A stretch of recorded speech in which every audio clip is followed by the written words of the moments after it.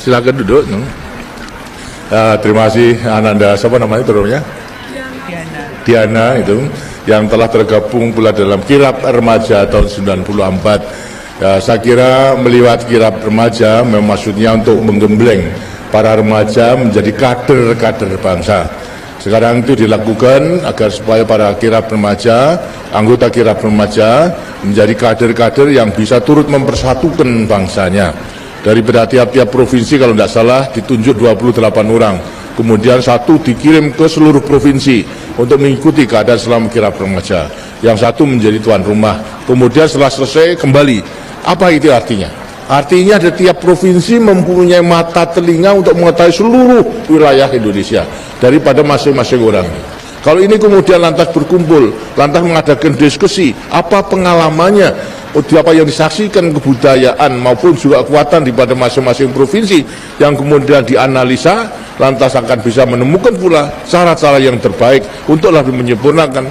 Inilah akan merupakan modal yang baik dalam menyiapkan diri sebagai kader-kader bangsa. Karena yang penting pertama akan timbul daripada jiwa kepahlawannya kalau mencintai tanah airnya. Dan setelah mengetahui seluruh keadaan provinsi, pasti akan mencintai tanah airnya. Kalau sudah mencintai tanah airnya, tidak akan mereka melepaskan tanggung jawabnya sebagai pemuda untuk dapat mengabdikan dirinya kepada negara dan bangsa yang segera membangun. Apalagi kalau nanti dalam keadaan bahaya. Lebih-lebih dalam menghadapi globalisasi yang sekarang kita akan melakukan liberalisasi daripada perdagangan bebas untuk negara-negara berkembang tahun 2020, berarti 25 tahun lagi. Anak-anak yang nanti umur tahun 2020 berarti 25 tahun, berarti anak-anak remaja sekarang. Mungkin anak-anak pelajar sekarang. Anak-anak pelajar sekarang harus disiapkan benar-benar untuk mencintai tanah air, untuk mencintai produk dalam negeri. Kalau kemudian lantas di kelak kemudian hari ternyata dalam rangka mempersiapkan kompetisi bersaing dengan bangsa-bangsa lain kita masih kurang, arti kurang baik, kurang sempurna. Lah untuk menghadapi banjirnya daripada barang-barang itu, maka hanya dengan mencintai tanah air, maka para remaja yang sekarang nanti akan hidup tahun 2020 akan menjadi benteng untuk mempertahankan daripada kelangsungan hidup negara dan bangsa. So, kalau daripada para pemuda nanti kesengsem kepada produk yang murah baik, tapi hasil di luar negeri hancur daripada bangsanya. Apa? Produknya tidak ada yang membeli. Kalau tidak ada yang membeli, pabriknya tutup. Lantas semua tidak bisa bekerja, tidak bisa makan. Nah itu. Inilah merupakan satu juga kekuatan yang harus kita siapkan.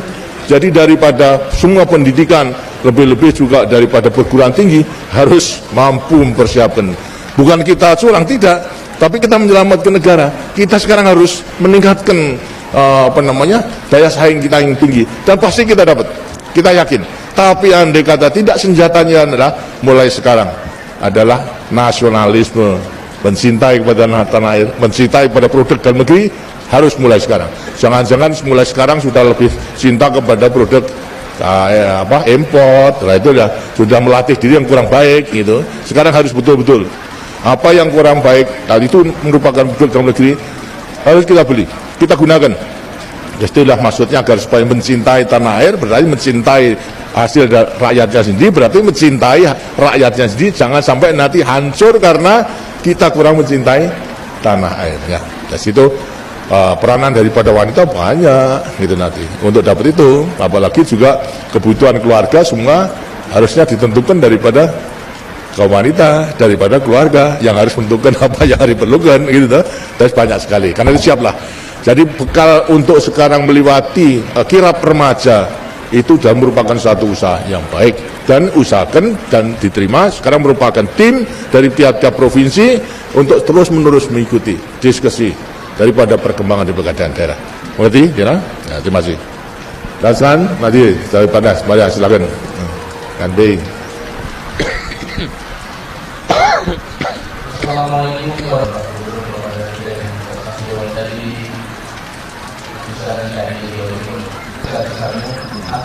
Assalamualaikum warahmatullahi wabarakatuh. Terima kasih atas saran dan juga pandangan dan pendapat.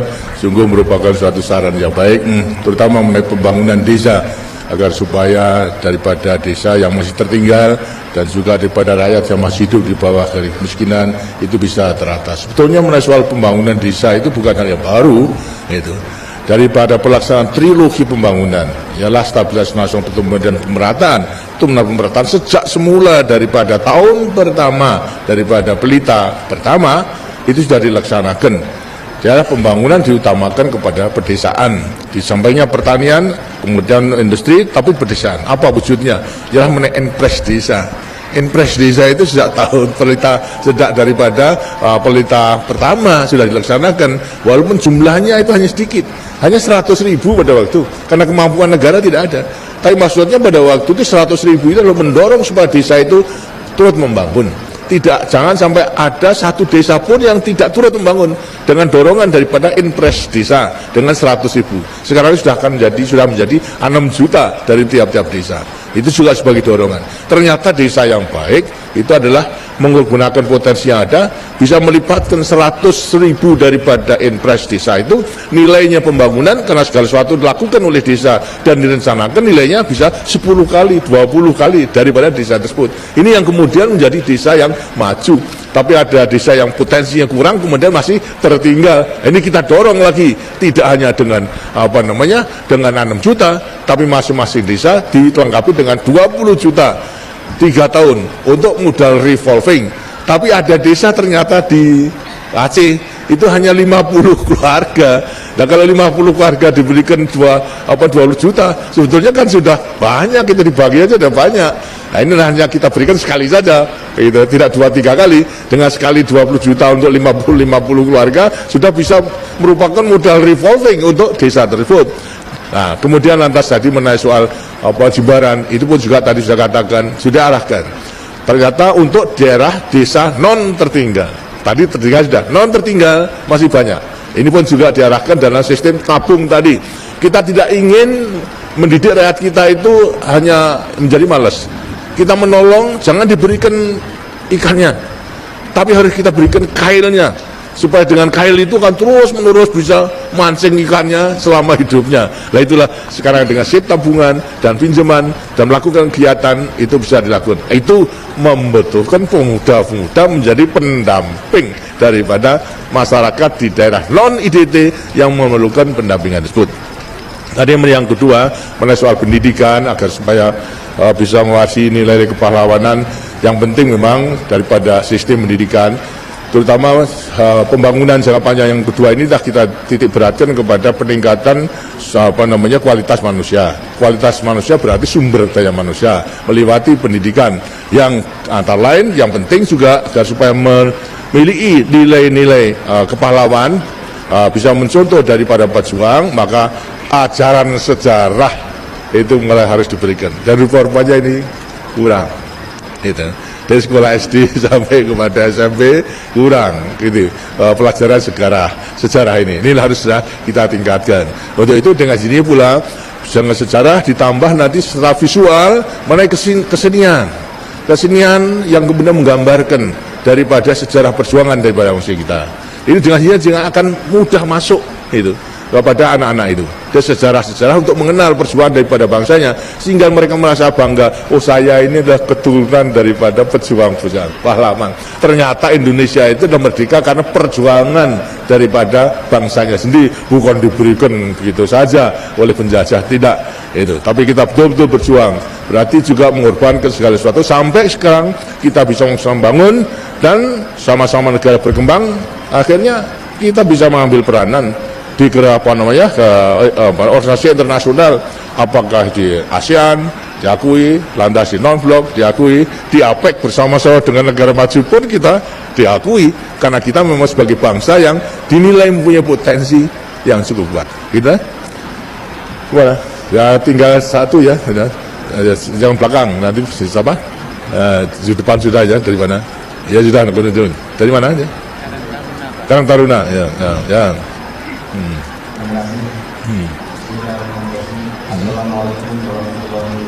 Waalaikumsalam.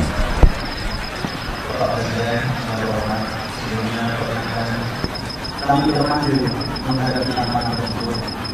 Di Jawa Timur, kami merupakan ujung tombak pembangunan di desa dan kelurahan mengantisipasi tantangan tersebut dengan menggerakkan usaha ekonomi produktif yang sampai saat ini telah berhasil dengan baik, apalagi diterapkan dengan program gerakan kembali desa. Bapak Presiden, rata-rata untuk mendapatkan ini bisa bermanfaat bagi saudara kami. Wassalamualaikum warahmatullahi wabarakatuh. Waalaikumsalam.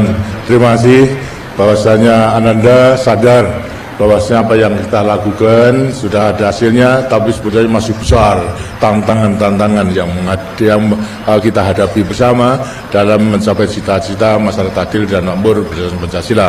Seperti tadi yang saya katakan adalah lapangan kerja. Memang sejak semula sasaran yang kita tentukan yang sangat sederhana dalam meningkatkan kesejahteraan daripada rakyat apa? Cukupnya pangan, cukupnya sandang, cukupnya papan, lapangan kerja. 4. Pendidikan dan kesehatan sesuai dengan kemampuan. Sekarang pangan sudah bisa swasembada. Sandang di mana-mana sudah bisa. Bahasa kita ekspor. Papan mulai berjalan. Memang tenaga kerja yang merupakan tantangan yang luar biasa. Kenapa? Tiap tahun bukan kurang daripada tenaga kerja, tapi tiap tahun tambah tenaga kerjanya itu tidak sedikit tambahnya. 2,5 juta tiap tahun, sedangkan lapangan kerja dengan sendiri harus kita siapkan sama. Karena itulah ini hendaknya merupakan satu tantangan pula daripada para pemuda. Jangan hanya menunggu pekerjaan, jangan cari pekerjaan, sekarang harus menciptakan lapangan kerja untuk dirinya sendiri maupun juga untuk teman-temannya. Jadi jangan kemudian hanya ingin menjadi pegawai negeri, ingin menjadi tentara, ingin menjadi pekerja, tapi coba sekarang dalam rangka wirausaha menciptakan lapangan kerja sedemikian rupa sehingga ada penghasilan, kalau dapat juga untuk penghasilan teman-temannya para pemuda. Nah, ini yang merupakan satu tantangan yang memang katakan tadi tidak mudah, tapi harus kita lakukan. Gitu. Kalau jangan kita lantas sekarang dijiwai semangat kepahlawanan, tidak boleh pantang mundur, tidak boleh menyerah, harus berusaha. Dan kalau bisa, usaha betul bisa. Apalagi tekad bahwasanya para pemuda tidak mau di kota, masuk ke desa. Di desa masih banyak daripada usaha-usaha yang harus dilakukan. Umpamanya sekarang ini adalah misalnya ada agroekonomi, agroindustri. Ya, sekarang ini daripada rakyat tani kita itu adalah hanya menghasilkan saja, kemudian dijual. Tapi negara-negara lain tidak hanya demikian, sudah menghasilkan kemudian diproses sampai dipak saja, kemudian nanti dijual. Nilai tambahnya tinggi. Ada pekerjaan tambahan untuk mengepak itu, untuk mengadakan pemilihan yang baik, mana tidak, dan juga untuk pengepakan, transport dan sebagainya tambah itu. Nah, jangan seperti yang sekarang itu adalah pungut jual, tapi pungut kemas jual. Nanti dipungut dulu, kemas dulu. Nah, dengan dikemas artinya dibungkus dan sebagainya, kemudian baru jual. Ini nilai tambahnya tinggi, tambah lapangan kerja lagi itu. Nah, inilah harus menjadi tantangan, termasuk pula daripada misalnya penggemukan daripada sapi, penggemukan daripada domba. Ini pun juga demikian. Kalau hanya begitu saja kemudian dijual, sapi kurus dengan dirinya nilainya rendah. Tapi coba tahan 4 bulan diberi makan yang baik.